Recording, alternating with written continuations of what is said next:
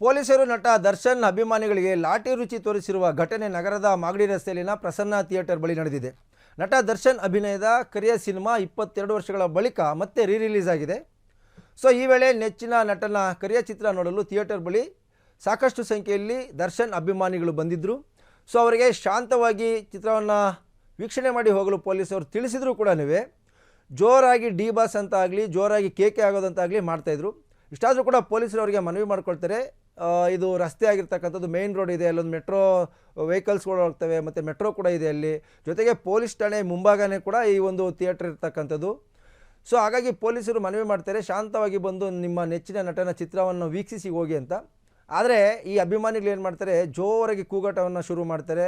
ರಸ್ತೆಯಲ್ಲಿರ್ತಕ್ಕಂಥ ಕೆಲವು ಸಾರ್ವಜನಿಕರಿಗೆ ತೊಂದರೆ ಆಗ್ತಾಯಿರ್ತದೆ, ಕಿರಿಕಿರಿ ಆಗ್ತಾಯಿರ್ತದೆ. ಮತ್ತು ಥಿಯೇಟರ್ ಬಳಿಯೂ ಕೂಡ ಸಾಕಷ್ಟು ಸಂಖ್ಯೆಯಲ್ಲಿ ಜಮಾಯಿಸಿದ್ರಿಂದ ಸಾಮಾನ್ಯವಾಗಿ ನೂಕಾಟ ತಳ್ಳಾಟ ಆಗೋದು ಅಥವಾ ಯಾರಿಗಾದ್ರೂ ತೊಂದರೆ ಆಗ್ಬೋದು ಅಂತಕ್ಕಂಥ ಒಂದು ಮುಂಜಾಗ್ರತಾ ಕ್ರಮವಾಗಿ ಸಹಜವಾಗಿಯೇ ಯಾವುದೋ ಒಂದು ಉದ್ವೇಗಕ್ಕೆ ಒಳಗಾಗಿ ಘಟನೆಗಳಾಗ್ತವೆ.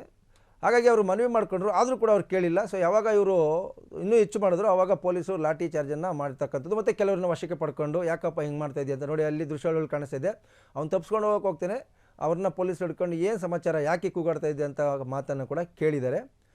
ಸೊ ಇಷ್ಟಾದರೂ ಕೂಡ ಸಾಕಷ್ಟು ಜನ ಒಂದು ದೊಂಬಿ ಎಬ್ಬಿಸೋದಂತಾರಲ್ಲ ಪಬ್ಲಿಕ್ಕಲ್ಲಿ, ಸೊ ಅಂಥ ಗಲಾಟೆಗಳಾಗ್ತವೆ ಅಂತಕ್ಕಂಥ ಸಾಧ್ಯತೆಗಳಿರ್ತವೆ ಅಂತಕ್ಕಂಥ ನಿಟ್ಟಿನಲ್ಲಿ ಪೊಲೀಸರು ಶಾಂತಿಯನ್ನು ಸುವ್ಯವಸ್ಥೆಯನ್ನು ಕಾಪಾಡಿ ಅಂತ ಹೇಳಿದ್ರು ಕೂಡ ಅವ್ರು ಕೇಳಿಲ್ಲ.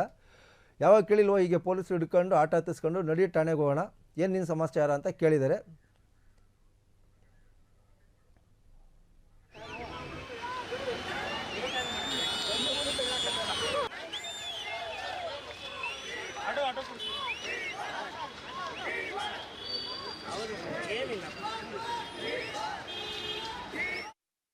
ಇನ್ನು ಯಾವಾಗ ಸಹಜವಾಗಿಯೇ ಈ ರೀತಿಯ ಒಂದು ಘಟನೆಗಳಾಗ್ತವೆ ಅಂದರೆ ಸಹಜವಾಗಿ ರಿಲೀಸ್ ಆಗಿರ್ಬೋದು, ಹೆಚ್ಚು ಜನ ಅಭಿಮಾನಿಗಳು ಸೇರ್ತಕ್ಕಂಥದ್ದಾಗ್ಬೋದು, ಈ ಎಲ್ಲ ವಿಚಾರಗಳನ್ನು ಕೂಡ ಕೆಲವು ಮಾಧ್ಯಮಗಳು ಯಾರು ಸ್ನೇಹಿತರು ಹೋಗಿ ಅಲ್ಲಿ ಅದನ್ನು ಸ್ಟೋರಿ ಕವರ್ ಮಾಡಲಿಕ್ಕೆ ಹೋಗ್ತಾರೆ. ಆ ಸಂದರ್ಭದಲ್ಲಿ ಮಾಧ್ಯಮದವರ ವಿರುದ್ಧ ಈ ಆಟೋ ಹತ್ತಾ ಇದೆಯಲ್ಲ ಈತ ಅವಾಚ್ಯ ಶಬ್ದಗಳಿಂದ ನಿಂದಿಸ್ಲಿಕ್ಕೆ ಶುರು ಮಾಡ್ತಾನೆ.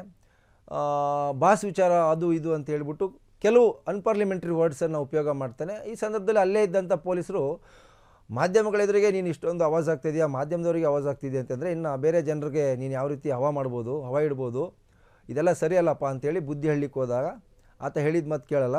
ಸೊ ಆಗ ಆತನನ್ನು ಸರಿ ಆಯಿತು ಬಾರಪ್ಪ, ನಿನ್ನ ಸಮಸ್ಯೆ ಏನಿದೆ, ಮಾಧ್ಯಮದವ್ರ ಮೇಲೆ ನೀವು ದೌರ್ಜನ್ಯ ಮಾಡೋಕ್ಕೆ ಹೋಗ್ತಿದ್ರಿ ಮತ್ತು ಪಬ್ಲಿಕ್ಕಿಗೆ ತೊಂದರೆ ಮಾಡೋಕ್ಕೆ ಹೋಗ್ತಿದೆಯಲ್ಲ ಅಂತೇಳಿ ಈಗ ಆತನನ್ನು ಆಟೋದಲ್ಲಿ ಕುಂಟಿಸ್ಕೊಂಡು ಠಾಣೆಗೆ ಕರ್ಕೊಂಡೋಗಿ ವಿಚಾರಣೆ ಮಾಡಿಸಿದ್ದಾರೆ.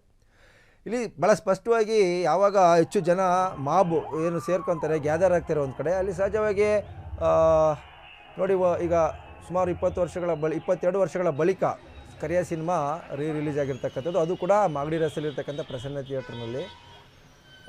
ಅಂದರೆ ನಟ ದರ್ಶನ್ಗೆ ಆತನ ಒಂದು ಸಿನಿ ಜರ್ನಿಯಲ್ಲಿ ಒಂದು ಮೈಲಿಗಲ್ಲನ್ನು ತಂದುಕೊಟ್ಟಂಥ ಚಿತ್ರ ಅಂತಲೇ ಕೂಡ ಅವರು ಹೇಳ್ಕೊತಾ ಇರ್ತಕ್ಕಂಥದ್ದು.